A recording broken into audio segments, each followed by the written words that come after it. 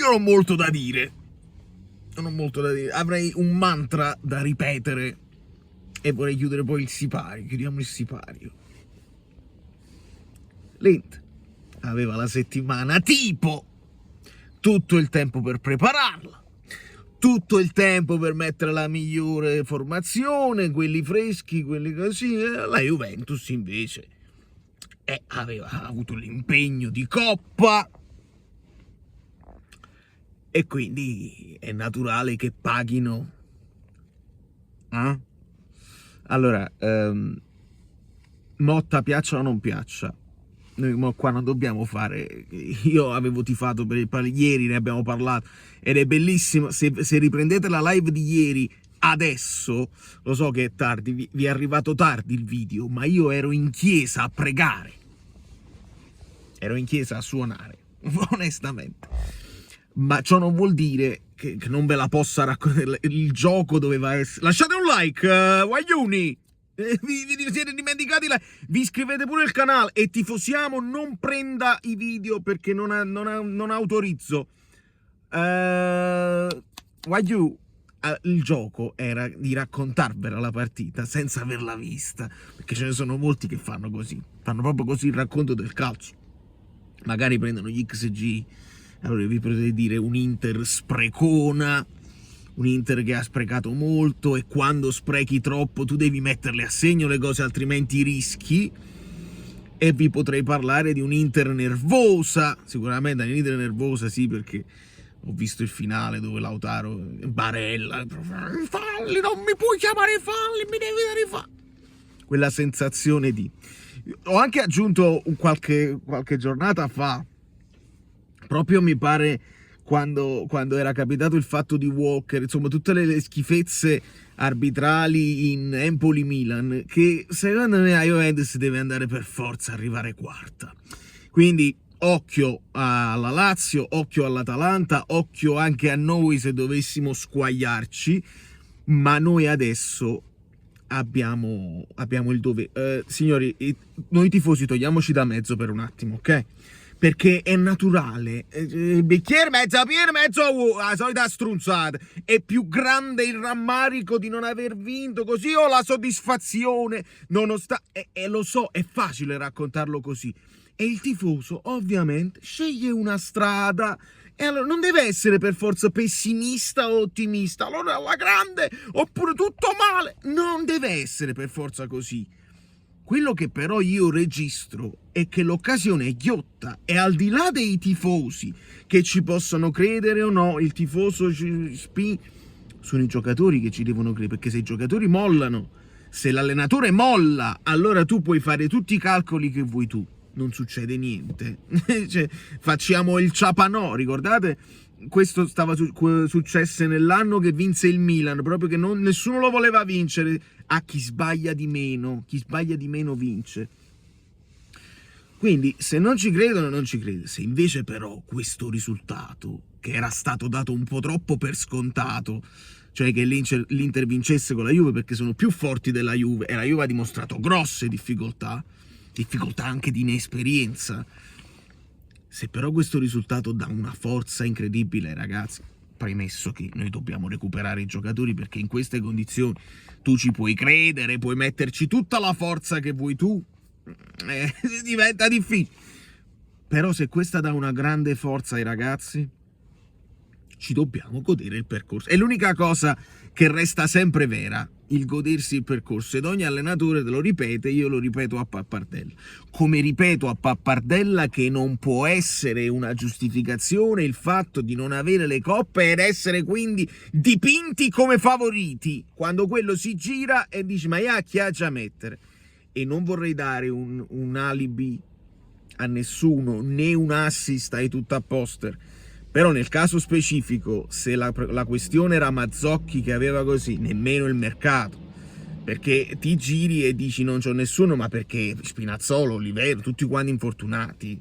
Quindi in quel caso non è nemmeno il mercato, e do io un assist ai tutto a posto, che mi lamenta, mettete in mezzo il mercato.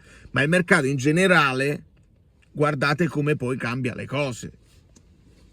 Guardate l'impatto di Kolo Muani, guardate l'impatto di Gimenez. Tu non dovevi pigliarlo, non potevi pigliarlo un attaccante, però potevi fare delle cose che in questo momento magari ti lasciavano meno in affanno. Difensore, ti poteva permettere di adattare un vabbè. Attaccante, magari se tu la volevi cambiare la partita, potevi decidere, vabbè. Non fa niente, il campionato è particolare perché è particolare. La classifica Guido, Napoli più 5, Inter più 3, quindi siamo in miglioramento entrambe. L'Inter, se vedi l'andamento delle ultime partite, pochi punti. Il Napoli, l'andamento delle ultime partite, pochi punti. Stiamo in flessione, tutte e due. Tra un po' arriva lo scontro diretto, ma prima c'è il Como. Attenzione, ci sarà da divertirsi, ci sarà da emozionarsi, ci sarà da affrontare queste partite con andando il 200%. Secondo me però il problema, il Napoli ha corso più della... non è i chilometri percorsi. Vi ricordate quando noi diciamo il Napoli deve dare il 150, con Conte danno il 150? Quello è, secondo me. Il famoso dare il 150%, che poi Conte traduce in non devo far andare il motore fuori giri, siamo arrivati al massimo possibile. Secondo me quello è. Che poi una squadra forte, ma che ogni tanto diventa squadra normale, quando non riesce, perché il 150% non puoi stare a manetta per tutto un campionato, anche senza le coppe, non puoi stare a manetta. Quindi quello succede, che a un certo punto tu e a un certo punto scivoli su un risultato, scivoli su un intervento, su un duello. Ragazzi, sono esseri umani, sono ragazzi normali. E un'altra riflessione che mi viene dal gruppo Telegram, benedetto sia il gruppo Telegram. Certo, se all'Inter poi, vedi, l'Inter va in difficoltà se non ha a grande disposizione un Thuram sempre al massimo livello, se gli togli un Bastoni, se gli togli un Di Maria, certamente. Però la mia riflessione, e mi hanno ricordato, io non mi ricordavo che l'avevo già detto, pure io non mi ricordo le cose che ho già detto, è che i giocatori che si infortuniano poco, li paghi di più. Perché poi quando vai a vedere i giocatori, quelli là, i fuori classe, no? Messi, facciamo quei nomi che non danno fastidio a nessuno, Messi e Cristiano Ronaldo, nella loro peculiarità di essere fortissimi e di essere continui, hanno anche il fatto che si infortuniano pochissimo.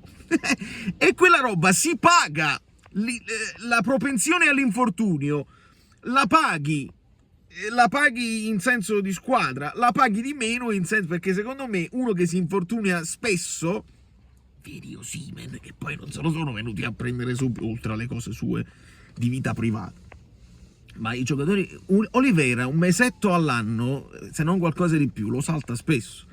E Spinazzola, quando lo compri, sai di prenderti un rischio. Neres, quando lo vai a comprare, bel colpo, sì, ma salta diverse partite spesso.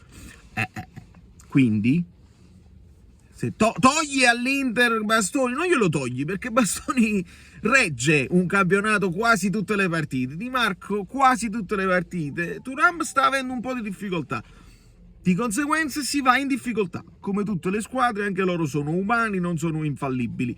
Questa è la mia riflessione, che dobbiamo aspettare tutte le partite prima di tirare conclusioni. Quella partita è facile, quella partita la vinciamo, quella partita loro la perdono, però noi pareggiamo.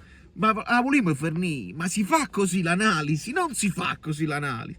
È più bello vedere quello che succede partita dopo partita e lasciando i like ad ogni video. Da New York nel diluvio universale, Valerio Fluido, è tutto. Non ho tifato per la Juve perché c'è un limite a vincere non è l'unica cosa che conta, quindi io pur di non tifare per la Juve non fa niente, mi tengo un secondo posto, va benissimo, volevo il pareggio ma va bene lo stesso.